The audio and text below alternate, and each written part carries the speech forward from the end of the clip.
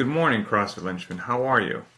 Today is October 23rd, 2019. It is a Wednesday, and so tomorrow, 20.3 for the CrossFit Games Open season kicks off. We don't know what it'll be, obviously. And today on CrossFit Linchpin, the workout of the day is Murph. Murph usually comes around just on Memorial Day, but Murph worked out well. It's where we needed to go. It made sense, and so Murph is today's workout. On the eve of 20.3 for the games, unknown workout being released, terms such as savage were being used for programming Murph on the eve of 20.3 being announced. But I have to admit, I just don't see it that way. I'm always bad about this, so I'll say, any questions, please throw them out there, and I'll do my best to remember and go back and we can chat about it, chat about some questions afterwards. But I want to talk about scaling Murph, because Murph is a big workout, okay? There's two things. Murph is a big workout, and Murph isn't a big workout. And I know those two statements directly contradict each other.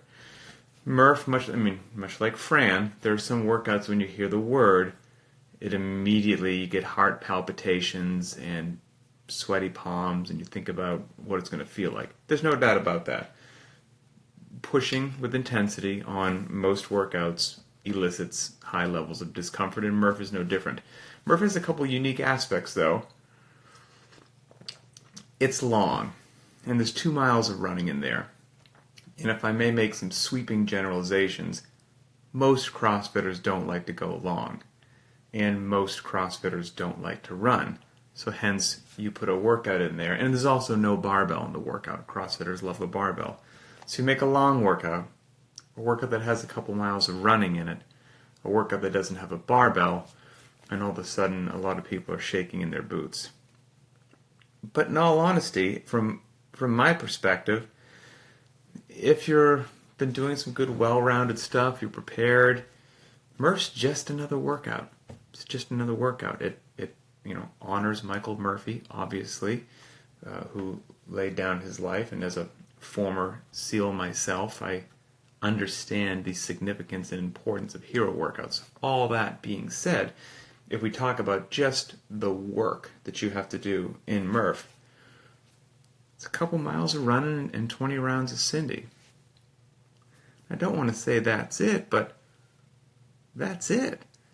A couple miles of running. Hopefully you've, haven't been avoiding those days in your programming, and a couple miles. It takes what it takes, but it's not that intimidating, is what I should say. And then 20 rounds of Cindy, sure. 20 rounds of Cindy is a grind. There's no way around that, but you can get through it. So just got to buckle down and do it. So let's say that you're going to do Murph today, and there's the whole spectrum of athletes, right? Maybe you're in your athletic career that doing a full-blown Murph while wearing a weight vest or body armor is good to go. Great, have at it. But then there's a whole spectrum of individuals that's just inappropriate, it's too much volume, I'm not there yet, fill in the blank. Maybe somebody's like, I don't know what 20.3 is going to be. I want to make sure that I leave something in the tank and I can really attack 20.3. Like, all those things are valid reasons. So here's what you could do. First and foremost, like I said, if regular Murph makes sense for you, then have at it. And in regular Murph, you even have multiple ways to attack it, right? It's 1 mile run, 100 pull-ups, 200 push-ups, 300 air squats, another 1 mile run. Of course, with a vest if you have it. It says if you have it. If you have it. So that means some people don't have it. So I know every now and then somebody will be like, well, you didn't have a vest on, so it wasn't prescribed. I'm not so sure about that. It says if you have a vest, wear it, not you must wear a vest. The word if and the word must are different. But that's neither here nor there. Just mark down whether or not you have a vest and whether you wore it, so the next time you do it, you can at least have the same metric to go off of. Now, the first time I did Murph, I had no idea that you could partition the body weight movements as needed. 100 pull-ups, 200 push-ups, 300 squats. I just did them straight through. It's a grind and takes a long time and probably not the best way to do it. Perfectly legal, perfectly acceptable is, since you can partition those movements in any way, shape that you choose, 20 rounds of Cindy is probably the most popular. So you do the mile run, and then you're going to do 20 rounds of 5 pull-ups, 10 push-ups, 15 squats. Get through that, do the other 1 mile run. You got another school of thought. Some people like to have bigger chunks, and they'll do 10 rounds of 10 pull-ups, 20 push-ups, and 30 squats. Now, it's nice because in your head you're like, I'm only doing 10 rounds instead of 20, but works for some folks. I'm personally not a big fan of that because I think for myself and a lot of people, smaller amounts of work but with a faster cycle time will overall yield a better result. But if you can sustain a 10 pull-up, 20 push-up, 30 squat for 10 rounds, good on you. But what gets most people are those push-ups. The sets of 10 push-ups by themselves in Cindy get challenging, and usually what have to get broken up first, and usually what slow people down, that's without a vest if you're wearing one. Now if you do the 10 round deal, those sets of 10 push-ups become sets of 20.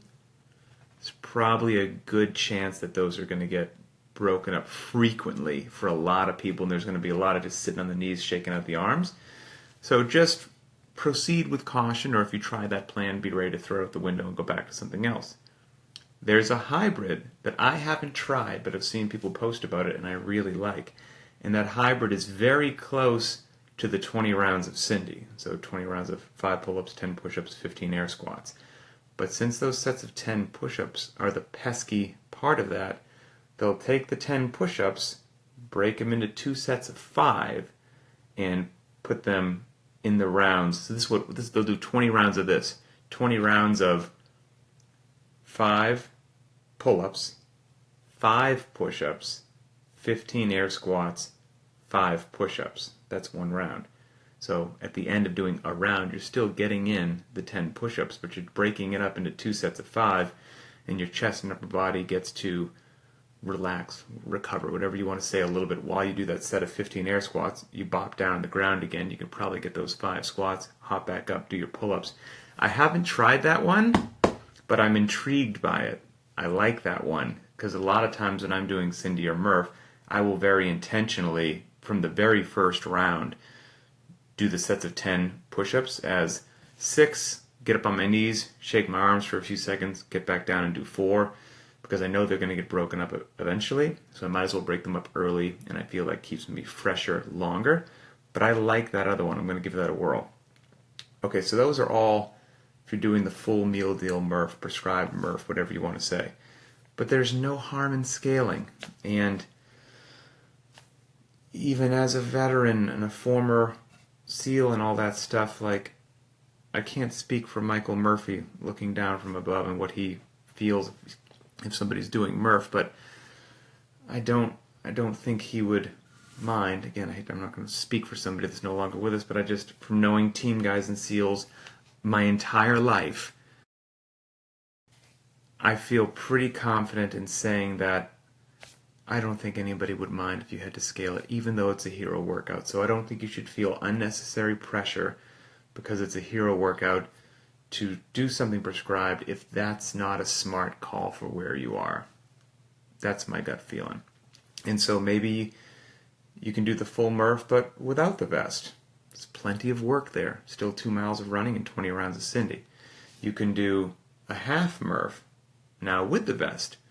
Instead of a mile run on each side, you got an 800 on each side. Instead of 20 rounds of Cindy in there, you get 10 rounds of Cindy. That's a good chunk of work. Wearing a vest, for sure. You could do a half Murph without a vest. That's still a beautiful chunk of work, and you can do anything in between. And if you can't do the pull-ups, you can do ring rows. Nothing wrong with that. If you only have so many push-ups and then they go away, you can do knee push-ups. There's nothing wrong with that. So there's any number of ways that you can do this in some manner that will make it approachable for most people. And shouldn't leave you just utterly and completely destroyed for tomorrow and the next day, so that whatever 20.3 happens to be, you're good to go, and life goes on. I think that's it. Let me see if I missed anything. Okay. Oh, shockingly, I don't think that I did. Okay. Got some hellos. Hellos back at you. Let's see. Okay, some thumbs up back at you. Let's see. Can we just stop when it hurts the next time and try to get further? That would be an option. That would be an option for sure. You know, whatever. I am a fan of whatever makes sense, right? And it just depends. Are you month 1 into CrossFit, year 1 into CrossFit, decade 1 into CrossFit? Did a screaming 3-month-old child keep you up for the last 3 weeks in a row? You haven't slept. You feel like a walking zombie. It doesn't make sense just to trash yourself for no reason. How has your nutrition been? Have you been traveling for work? The list goes on and on and on and on, and all of these factors come into play as to what sort of decision you should make for any workout, Murph or something else, whether you should do it prescribed, whether you should do it scaled, whether you should do it modified. And every single human being walking the earth has had a little bit of a different life for the last week or two based upon those factors that I just mentioned, which is why 50 people might attack this thing in 27 different ways. And that's that. It's all good. All right, let's see. So I'll do this one question, then I'll get out of here. Nathan Duffy, 11. Duffy with 2 Y's. If I'm working out in a public gym like Good Life and it takes me a while to walk from a treadmill to the rack where I'm pulling off my Cindy, do I count the transition time in my total time?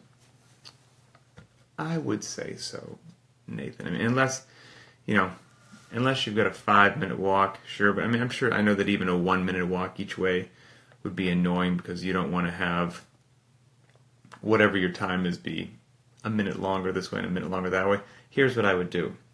I would note it. Maybe if you can visually check it out, note that time difference. Write down what your time was. Let's say your time was 52 minutes.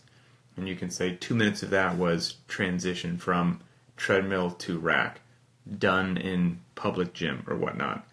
That way, at least you have that data so that if there's a chance that you do Murph again in that same setting, you have the same metric to use because the walk will most likely be the same walk, and therefore if your time is faster or slower, you have the solid same benchmark to compare it to. However, if you then go do it somewhere which doesn't involve such a transition, you have those transition times written down, and then you can also have a relatively reliable benchmark to compare it to that way as well. So anyway, hopefully that helps. I'm going to get some breakfast. Hope everybody has a wonderful day. And I'm not afraid to scale. I might do a half Murph today. There's nothing wrong with a half Murph. A lot of work in there. Have a great day, and I will talk to you later.